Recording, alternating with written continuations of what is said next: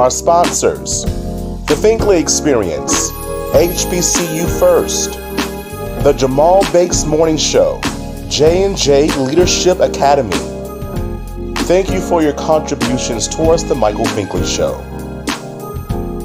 Our sponsors: The Finkley Experience, HBCU First, The Jamal Bakes Morning Show, J&J Leadership Academy. Thank you for your contributions towards The Michael Finkley Show. Yo, what's up, everybody? This is your boy Kenny Lewis of Kenny Lewis and One Voice, and you're watching my boy Michael Finkley on the Michael Finkley Show.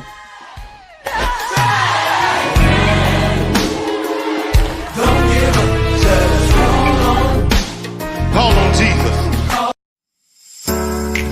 Hello everybody, it's Finkley from the Finkley Experience. We're an educational consulting firm that specializes in first-generation education. So we assist students with their college and career endeavors. We train school administrators on the state of first-generation students. And also, we partner with colleges and universities to assist with their first-generation population for easy transition from high school to college. So if you're looking for a presenter or speaker that presents on these topics and so much more, visit our website at thefinkleyexperience.com and learn about all that we do. We're looking forward to working with you.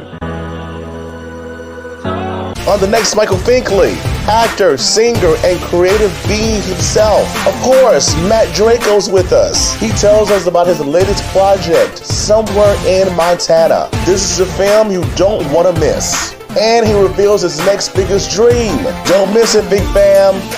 Monday's Finkley.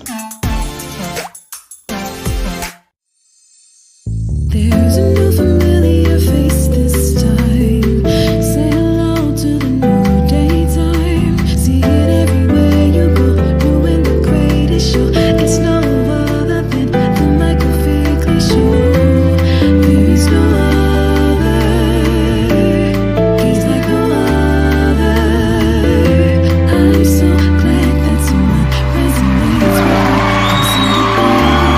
It's time to Welcome back to the Michael Finkley Show. Now, y'all, my next guest, I gotta tell you, he is a reckon to be reckoned with. I promise you. Creative being himself, singer, actor, so many other things, but he's gonna talk about that and so much more. Matt Drago. Michael, it is such a blessing to be on your show today. I can already tell this is going to be so much fun. Let's do this. I am excited. You know, how we got connected was through the app of getting guests on for a podcast. And I'm like, I never experienced this before. This is the first time I've ever done it. But just reading up on you and all the things that you've done thus far in your life, in the short time you've been here, right? I'm like, yeah, let's have Matt on. Let's have a conversation. So I gotta ask, man. So again, done so much. But it all started in the state of Virginia for you. You know, you were raised there, and that grew from there to New York, from there to LA. So how was that transition? And what did you learn about those three phases of yourself in life? Yeah, they always kind of hit me in different times because, you know, growing up in Virginia, but having two parents that originally were from New York City that then moved back down to Virginia, I felt like I always understood both worlds and appreciated both worlds, you know, because the Virginia lifestyle is like a little bit more relaxed. You know, we're in the South, and, you know, rural Virginia is like a lot of mountains. We're close to Shenandoah National Park, a lot of hikes.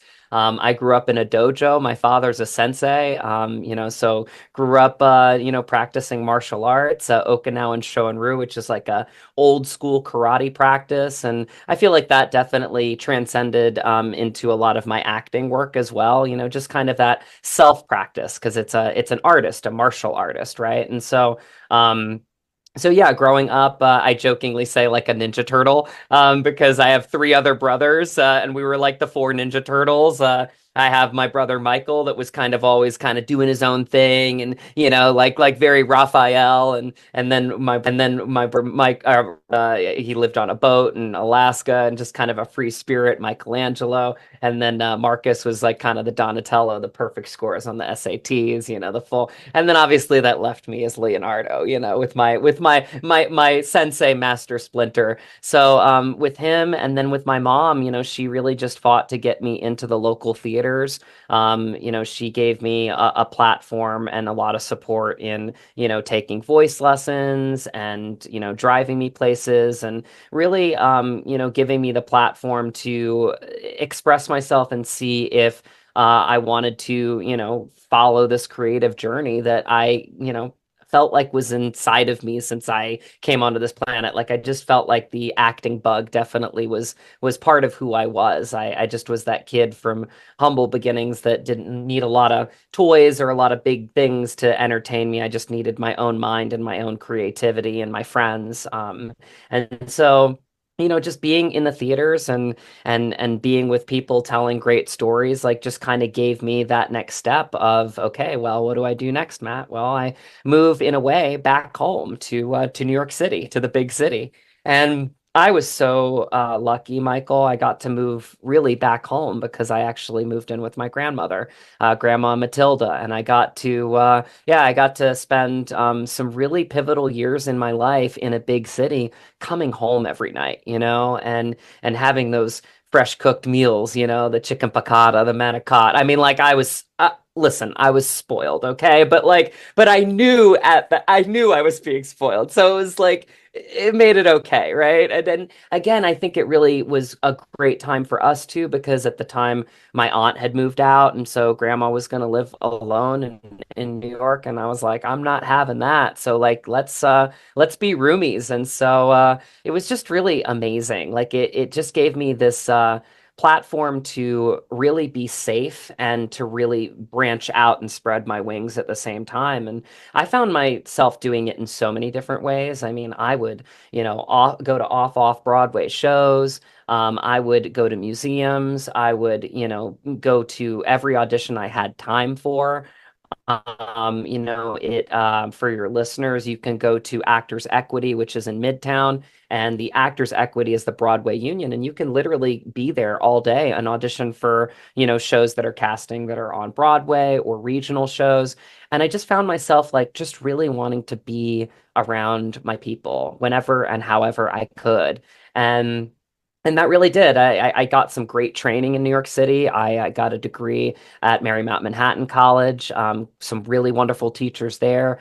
Kevin Connell is one that comes to mind. I actually was directed by him in Richard II. I also studied with him, and he just really did. He loves his actors. He's an actor himself. He nurtures them, and he just is somebody that you feel very safe and protected. And those are always the acting teachers that I found myself aligning with, not the acting teachers you hear about that like break you down to build you back up. No, I didn't jive with that because again, I grew up in a dojo. Like I don't need to be broken down. Like, come on, give me a break. Like I need people that are going to love it out of me. And so I found ways to connect with those types of people. I connected with Terry Schreiber, who is a great acting teacher. He got Edward Norton his start and a lot of actors their start. And he has a studio in Chelsea. And I studied with him for over 2 years. And it really just changed my life because in so many ways, it changed my life, I should say. Um, I studied with him for 2 years, and he won after one class because I was up for a lot of Broadway roles, kind of like runner up, very, very close, and kind of he could see that I was getting a little down on myself. And one day he brought me in and he was like, Matt, I know that you're kind of struggling. I see what you're doing in work, in class. I think your work is great.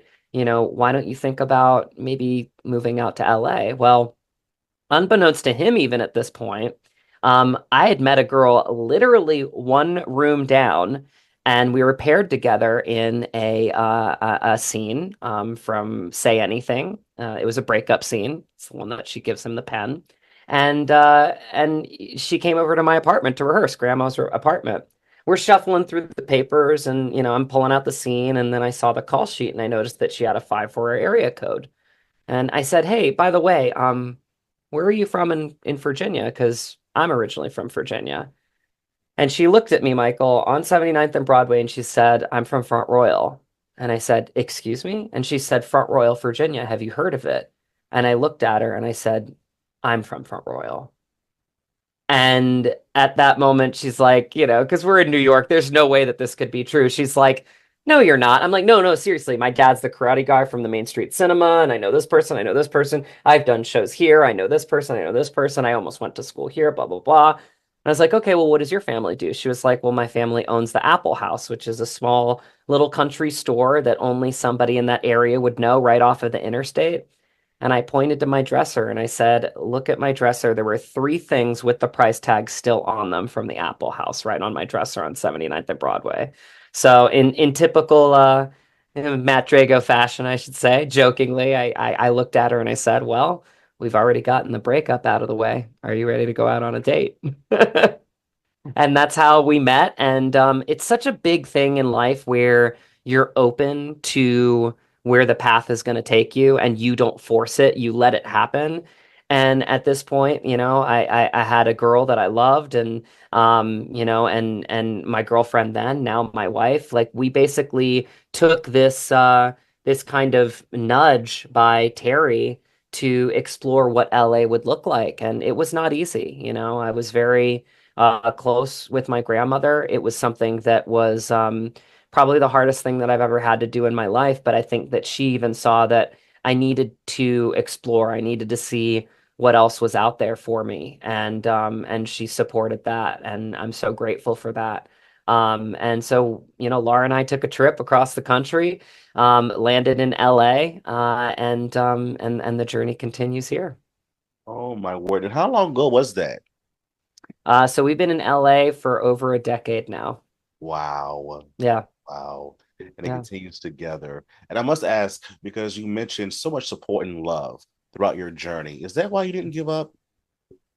I think it's a big part of it, and you find support in different ways. But, I think for the dreamers out there, the ones that are listening right now, uh, don't give up on your dreams. Like, life is short. It is so important because I got to be honest, if you're a dreamer and you have something that you believe in within yourself, if you give up on that dream, you're giving up on a part of yourself. So, like, I really do. If there's one message I can give on your show today, to the people that are listening, like, don't give up. It's too important. Like it means so much. And honestly, people that fight for their dreams, there's so much value in that. I think of this all the time.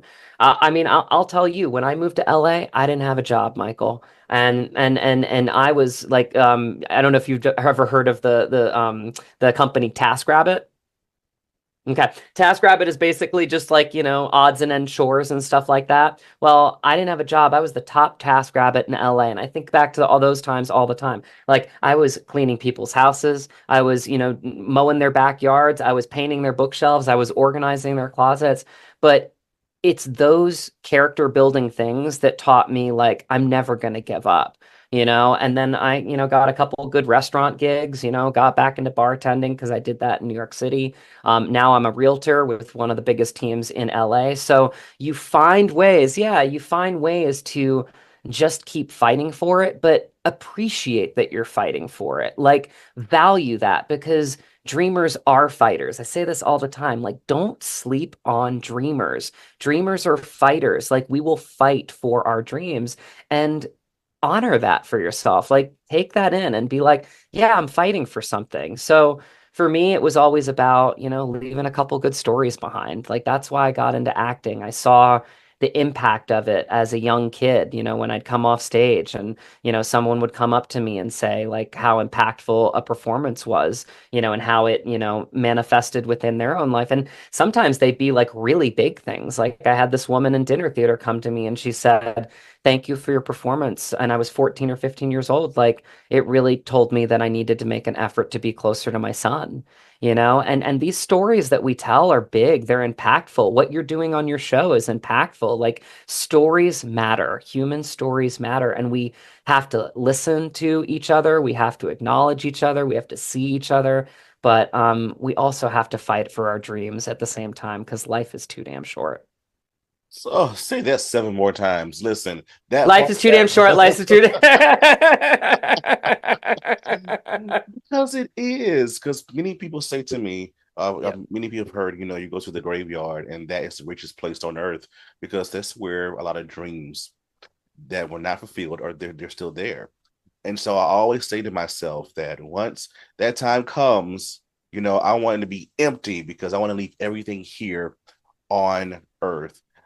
So you have to keep dreaming. You have to keep going. And that's what season 8 for us, yeah, the Michael Finkley Show is all about, season of dreams, and what it looks like and sounds like for individuals. So going back, again, mentioning the aspect of dreams, um, as a small boy in Virginia, how did you plant the seed for the dream that you see today? Ooh, that is a good question. I think honestly, for me, it was just the love of the game. Really, honestly, I think the seed was already inside of me, so I don't feel like I needed to plant it. I felt like I needed to nurture it. I felt like I needed to find people that, also had that same seed, and really wanted a lot of the same things that I did. Because again, I think a lot of things that unfortunately for a lot of actors and people that are forward facing, you see the awards, you see the red carpet. Most people don't get into acting for that. Listen, if you're telling me I get to dress up and go out with my hot wife to an event, I'm not going to say no to that. But it's not why I got into it. Why I got into it is because I think like there's such an impact that you can have with expressing emotion, whether it be on stage, whether it be on this podcast today, whether it be in a film or a TV show. I think it really just opens up people to being emotional. I think when you're in touch with your good emotions, we're all better for it collectively. And so I just realized from a young age that this was something that I felt very passionate about. It's something that I took a lot of weight, a lot of responsibility in doing well. And that's why, when I got to New York, it was like I was in training mode. Like, I mean, Michael, I think I had like 4 different coaches at one point between Terry, between getting my degree. I had an audition coach, I had a vocal coach, and it was just because I always wanted to be learning. And I'm still in that mindset. Like, I always want to be learning. When I was on set for Somewhere in Montana, I was learning from Graham and Michelle and like all of these incredibly seasoned actors because you always, as a dreamer, have to keep learning. You always have to keep growing. You always have to find ways to better yourself. And I think that that's the same mentality that I take into everything today. And I don't know. I don't think it's a seed that I necessarily, found. I think it was like born inside of me, but it's something that you have to constantly nurture. And from that, you find your path. I love it. Oh my goodness. Ugh. Oh, and I definitely believe that your dreams and your purpose are a part of that path as well. It all goes together. It all jumbles together. And you mentioned your latest project, Somewhere in Montana. I love it. And when I saw, Somewhere in Montana, and what I got from it in the sense of just looking at what I could see was three things, 3 points: seeing, understanding, and learning. Seeing, understanding, and learning. That's what I got from it. But you play the leading role in this, so I'm gonna let the expert talk about it. Tell us about it. Yeah, it's a beautiful crafted story. It's a big story that Brandon Smith, who is the writer and the director of it, wanted to tell. It's a love story to Montana, but it's even bigger than that, right? Because it's essentially two different worlds colliding. And I think it's a story of the times, and I think it's a story that we all need right now. I play a West Coast director. My passion and my dreams are in the legacy of, making great stories and leaving a couple good films behind. And, John, played by my friend Graham McTavish, his legacy is, his ranch, and his legacy has been in his generation, in his family for generations and generations. And we are put in a situation where we uniquely need each other. And that's what Brandon did, is he put us in the situation where we needed each other. Filmmakers, and this is a question that I got asked recently, like, we're very hypersensitive about like how to make the vision come to life. And sometimes that is the perfect location. And Kat, played by my big sister Michelle Hurd, I just love her so much. She finds this perfect location set in the hills of Montana, and it happens to be John Alexander's ranch. And so we show up, and again, right off the bat, you can tell that we are two uniquely different energies. We're from two different worlds. We're not people that would normally ever set foot in the same space at the same time. And here we are together. And I think what Brandon does so well in this story is he writes both of the lead characters as the protagonists and antagonists of the same story. And I think that is so true of life, is that we're good people, but we antagonize each other. And sometimes we don't even know why. And I think that's one of the things that I really love about this film, and why I see the importance in it, is because we're two people that are not bad in any way, shape, or form, but we act badly towards each other. And I think that, it goes a little bit deeper, because you hit on three core values in this film. But even in addition to that, because I'm glad you got that out of it, you're right on, is trying to find that mutual respect for each other. Because I feel like, mutual respect, especially where we are in our country, which we can talk about today, like, is the highest form of love. And I feel like the second that you can let people in, you have this moment where you're like, okay, I don't need to agree on everything, because honestly, you never really will. But if we can really start to lead with our what I call good emotions, and we can start to see each other and honor each other and respect each other's legacies, because we all have things that we care about, in our lives, and those are the legacies that we leave behind. Is you start to let each other in, and then you start to understand something big that Brandon wrote in this, is that there's more that can connect us than could ever divide us. But we have to give ourselves a path forward in order to do that, because in short, we need each other. And that's really a message that I kept getting and receiving over and over again, not only as the character of Fabian, but as Matt, shooting this film in Montana. And what an extraordinary experience it was. It's something that I say this all the time, but I feel like I've already won with this film, because it really changed my life. And I'm just so grateful that now people get to see it, and get to take that message in. I love it. I love it. And especially when it's such a timely, relatable message at that, it makes it that, again, that much more relatable to us who are watching. What did you learn about yourself? Let me rephrase that. What did you take away from your character that you now use as Matt? That's good. Um, yeah, it's the first character in Fabian Verdugo that I ever fell in love with. I feel like I see so much of myself in him, and I think there's a lot of me that I was able to bring to this character, specifically. Um, I feel like he's just so passionate about what he loves, much like me, right? And I feel like he's a fighter, much like me, that's willing to do the odds and ends job, that has struggled. But one thing that I really wanted to make key in the development of his character is that he will go down with his own ship. Like, he really fights for his family. His family are his cast and crew, like the people that he's responsible for on his set. Like, that is something that is very key to him and what he cares about. And again, he wants to tell stories that aren't just entertaining. He wants to tell stories that leave an impact.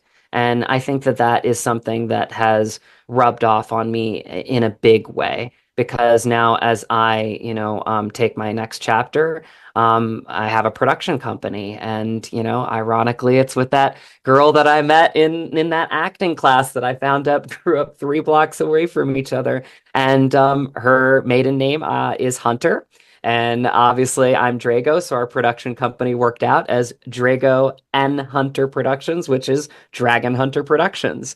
So that is so our next goal really is to do something that I really learned from being on this set and being in Montana shooting for 6 weeks, is to uniquely find little pockets of the country that feel like they don't have a voice, and to give them one.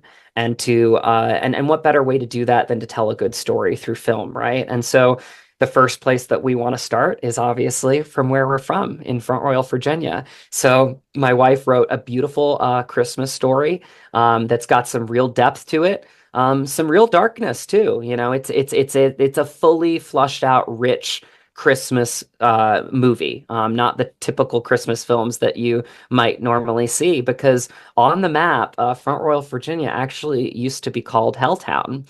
And it was a place where the North and the South would kind of come together and kind of off the field of battle get into some like good trouble, And maybe there were a couple bar fights, maybe there were some, extracurriculars, right? But, at the end of the day, it was still a spot where they were coming together and not killing each other, which at that time was powerful, right? And I've always felt with Front Royal growing up there that there's just this really, really weirdly unique energy field around Front Royal, like a weird vortex. Like if you're into vortexes with Sedona, like there is a vortex around Front Royal. And I'll speak to one example of that, which was just recently, last year. I went for my 4th degree black belt on May the 4th, Star Wars Day. My dad's birthday, my sensei, May the 3rd, the day before. So it worked out perfectly. Got to spend the birthday with my dad, and then got to go for my black belt promotion on May the 4th for my 4th degree black belt. And that night, I was so elated by the night because I got to reconnect with so many people that I grew up with, the family, my karate family at the Front Royal Karate Club, that I couldn't sleep. So my friend Ian McLean and I, who actually went for promotion the same night, we basically stayed out all night. We went to, the only bar that stays up late, the Naughty Pine, and Rachel Bon Jovi, and I just kind of were out there, and we were talking, and at one point, I was talking about my dad, and just what he's done for this little town in Front Royal, and what a legacy he has here. And I told them the story of a guy from town named Richie Lockhart that actually named his firstborn son his first name Drago. And both Ian and Rachel didn't believe me, and that was totally fine. But ironically, the bartender looked at me at one point and he was like, "Hey, I heard you say Richie Lockhart." And I was like, "Yeah." He's like, "He's here right now." And I was like, "No way." He was there at the exact same time. He's like, "Richie, come here." Richie comes from behind the bar, and it's just this moment where, like, all of a sudden, because you have to remember, he hasn't seen me since I've been a kid, so like, might not recognize me. And he just like all of a sudden, he's like, "You know this guy?" And Richie looks at me and he's like, "Matt Drago?" And it was just this moment where like it was like incredible, and we gave each other a big hug and we reconnected, and it's like that type of weird energy. And then Ian and Rachel got to see like, yeah, this is the guy that named his son Drago. So we're talking with them all night, you know what I mean? And it's like it's so special, Michael, like when you get into film, and for all of your dreamers out there to be creative for the gift of that, because it really gives you other gifts in your life, because you're open to so many different things. You're open to moments like that even happening, right? And I think you attract things like that too, in a weird way. You know what I mean? So that night, in a weird way, like wasn't a surprise to me. I was just coming off of being elated, going for my 4th degree black belt, giving my dad a big hug at the end. And of course, I was going to meet, Richie, who named his son Drago. Um, but yeah, I think that the next chapter for my wife and I is to, again, do very much in the vein of what Fabian did and leave a couple good stories behind because, it's so impactful to, let these little corners of our country have a voice. Because I think that's where a lot of the dissonance comes in our country is when people feel like they aren't heard and they aren't seen and they don't have a voice. And so we want to help to give them that. And I think there's no better way to do that than through a film. And that's why I love it, and that's why I will continue to love what I do until my dying day. Perfectly said, my friend. And I'm so glad because we need your talent forever, endeavor. So when we come back, Think Fam, Matt gets to play one of our newest segments called Questions That Ain't Answers. And of course, he's going to tell us his next biggest dream. Don't go away. Back on.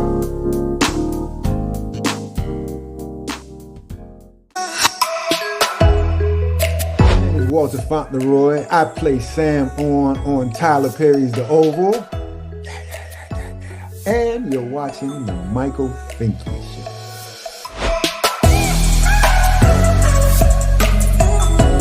Hi guys, welcome to Awaken. We wanted to serve the city of Mullins. We are church owned, and we felt like a coffee shop was such a huge need in the city of Mullins.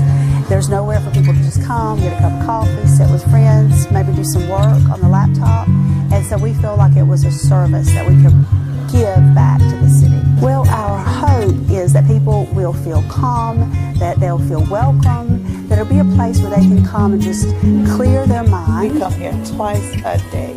That's how good their smoothies, their coffee, their lattes, frappes, delicious. I would love the atmosphere here. If I had time to come and just sit and relax, I would. It's awesome. One thing that I really love about it being here is just the cozy environment. It's so inviting. I can come in here and I can get my schoolwork done, a good coffee and a good meal. But I'm just really thankful that they're here and that I have a good place to go. We're open Tuesday through Friday from 7 a.m. to 2 p.m. and Saturday from 8 a.m. to 2 p.m. Awaken Coffee Bar, downtown Mullins. Hello, everybody. Welcome back to the Michael Finkley Show. Now, we're back with Matt. Matt's still with us, and he gets to play one of our newest segments called Questions That Need Answers.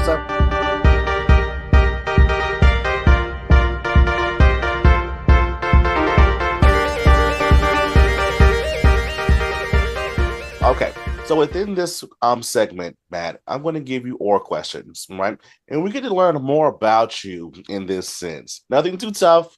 So the first thing that just kind of pops to your mind that relates to you. You ready? I'm ready. Let's do it. Okay. iPhone or Android? iPhone. I knew I liked you. Yeah.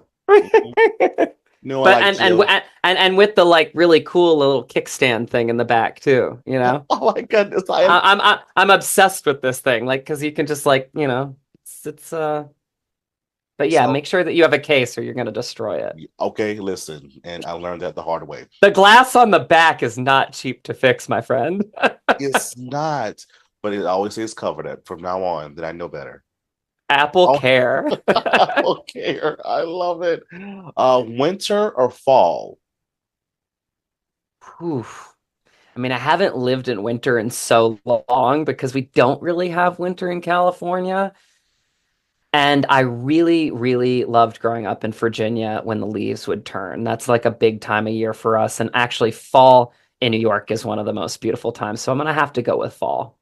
I love it. Yes, I lived in New Hampshire for 5 years after I graduated from college in South Carolina. And I fell in love with fall because of the leaves turning and the weather. I'm like, oh my gosh, where has this been all my life? Because in South Carolina, we don't have fall. Going in or going out. So there we go. Or staying in.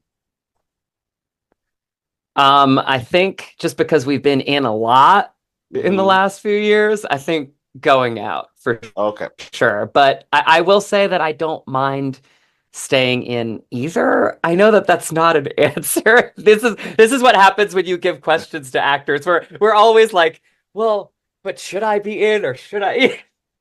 It's like there's just like too much thought for. Here's what I'll say.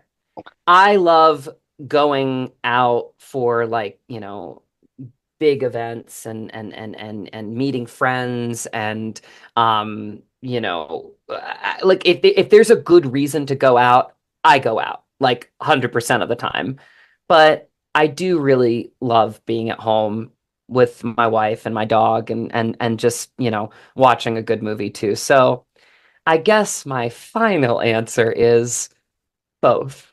I love it. I love it. I just had a conversation literally yesterday, and I said I am literally an introvert and an extrovert. Yeah, Oh, that's okay. and It's it's good. okay. In fact, I think that's the best way to be, right? Yeah, it's okay. It's okay. It's okay. I Yeah. love it. So, Yeah. next question: tea or coffee? Coffee. I'm a Sicilian guy, so it's like with grandma in New York City, I don't know how she did it. She'd go to work at like 5 a.m. She'd drink coffee black at 4 a.m. to wake her up. I remember I came home from a bartending shift and I think I had an audition at like 9 a.m. or something like really early, and I was like, Grandma, I'm just gonna stay up. Pour me a cup of black coffee, right? And I like literally just took my first sip, and she made it like rich. Like she like it was basically like strong Italian coffee, You're right? never Like the going to way that they sleep. make it. Well, exactly. Like yeah, and the city that never sleeps. It's probably because of all the coffee intake, right? And she like makes me the cup, and I'm like sipping, and I'm like, oh my God, how do you drink that? She's like, I've been drinking it my whole life. It's how I get up at 5 a.m. And I'm like, man, so I love coffee, but I will say that I like to make a little bit more of a dessert out of it. I like my creamers. I like yeah, okay. You know what I I'm get it. saying. I get Okay. it. And of course, being from the South, sweet tea, of course, you have to always have to dress it up. Sweet So, tea is maybe the one exception. Sweet tea, oh man, on a hot summer day, especially when it's nice and muggy. You said you're in South Carolina, so mhm. Virginia, the humidity when you can cut it like a knife. Oh man, sweet tea. That's a close second to coffee for me. Is sweet tea. I Yeah, love yeah. I love how you're choosing both. I am. You're I the am. first, you're the first guest I ever chose. Like I'm doing both. Sorry, I'm doing both. That's what happens when you have an actor on. I love it. Last question: a comedy or horror movie? Comedy or horror movie? I mean, there's a lot of actually movies are both now. A lot of They horror are. movies are kind of comedic. Here's what I'll say. This is not a both answer. It's not a non-answer, but I really, really honestly like I get gravitated towards like the story, So, whether it's a story that I feel like has more of an emotional connection or a horror film that maybe has like a really cool emotional connection. I really look at like what the story is. So regardless of the genre is kind of how I gravitate towards what movies that I like to watch. I love Damn it. it, that was another non-answer though, wasn't it? I love it. I love it. I love it. This is a twist to the game. Listen, the winner is Matt. Listen, the winner is Big Fam. Can you guess Matt's next biggest dream? No worries. He's going to tell you next. Back in a moment.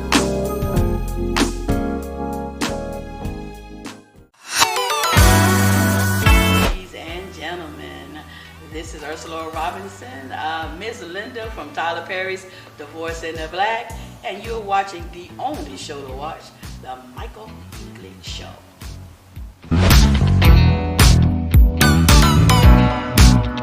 Looking for some of the best soul food right here in Mullen, South Carolina? I promise you. Come on down to Garden Alley.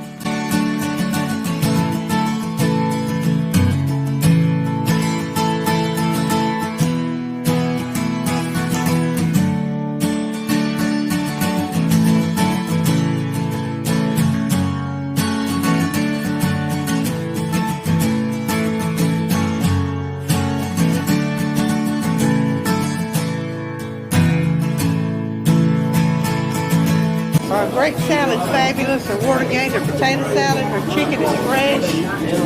Macaroni and cheese is salted to perfection. I haven't found anything that's not great. Best ever. Banana pudding, cakes, pies, selection is huge. Garden Alley is an awesome place to eat. I really love it. Come by and see the amazing staff at Garden Alley, downtown Mullins.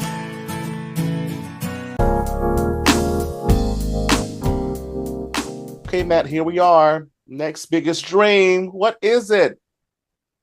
Next biggest dream, honestly, Michael, is just to wake up every morning and be a full-time actor, be a full-time collaborator. I think one thing that I really learned in being in Somewhere in Montana is that, you know, the love of acting will always be my first love. But I really love collaborating. I love building the team. A film is such a team sport, and I think I learned that on set. So many masters of craft that do such extraordinary things, you know, whether it's being, you know, lighting that perfect shot or, you know, getting that really, really nice, like, you know, pan or, you know, getting the sound just right when there's like weather elements, you know, there's just so much to film that is about team and I just love that part of it. So I think to answer your question, the next big dream is to get my production company up and running, to still be auditioning with the great, agent manager that I've got working really hard for me right now, and just to be creative every day, whether it be on set, whether it be on my set. To just, you know, be telling great stories left and right as quickly as I can. It's a fire that's burning brighter than it ever has been in my life. And I'm just so fired up to collaborate, to bring people together, and to tell some really, really impactful stories while I'm here. We're ready, sir. We are ready. We are ready. And all that you've done thus far in life, would you say that, hey, I'm proud of myself? Yeah, absolutely. I'm proud of myself because I feel like it hasn't been given to me. And I'm proud of myself because of the way that I look at what I do from a very humble perspective. I really, really do just love serving the material as an actor. I love serving the director and the writer and collaborating with them. You know, I think to the beginning of Somewhere in Montana, where it was Brandon and I, and we would be developing this character over Zooms, just like we're on right now. And those are just really intimate relationships that I just love in art, where you're really just so close because of what you want, which is the same thing. And so it's just so fun to work with a director that's also a writer, which is why I want my wife to also direct, because I think that aligns so well when you've created the characters on the page, but you can also see the shots and how you visualize it. And I just think that writer and director makes sense for me, for her, and I want her to give it a shot, even if she co-directs the first film that we do, because, you know, a lot of it is technical and I understand that, but so many of the technical aspects really can be engaged upon with who your cinematographer is. I mean, she works with a great cinematographer for her last film that she did.